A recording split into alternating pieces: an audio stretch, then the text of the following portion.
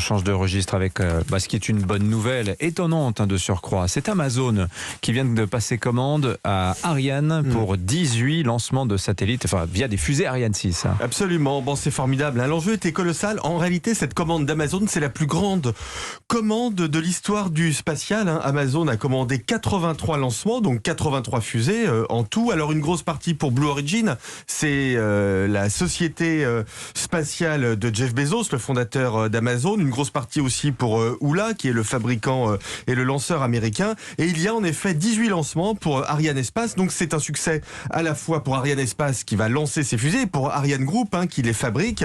Amazon a commandé 18 lancements étalés sur 3 ans. Alors ce qu'il faut savoir, c'est que Amazon a besoin de milliers de satellites pour son offre Internet, mais aussi pour sa logistique ou pour certains de ses services. Et ce sera, Dimitri, comme vous l'avez dit, Ariane 6. Sur 18 fusées, d'ailleurs, 16 seront une version plus puissante que celle qui sera mise en service lors du lancement d'Ariane 6. On espère le plus vite possible. Alors, vous avez cité Oula, je précise, c'est Boeing Lockheed Martin. Absolument. Voilà, c'est le nom peut-être un peu plus connu.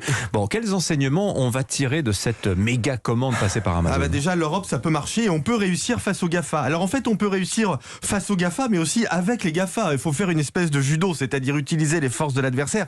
Quelles sont les forces des GAFA que l'on peut utiliser?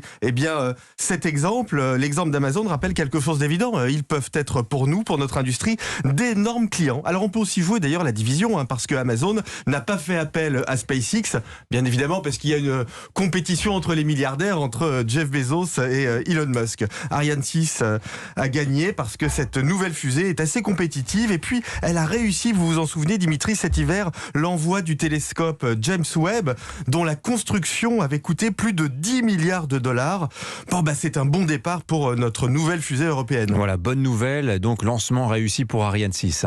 Ouais, exactement. Alors c'est aussi un succès français, il faut le reconnaître, parce qu'Ariane 6 a été très soutenu par le gouvernement, par Bruno Le Maire, notamment face aux Allemands, et ça va lui apporter sur 3 ans beaucoup de chiffre d'affaires. C'est exactement ce dont on a besoin. En fait, il faut 3 éléments pour que l'industrie européenne gagne.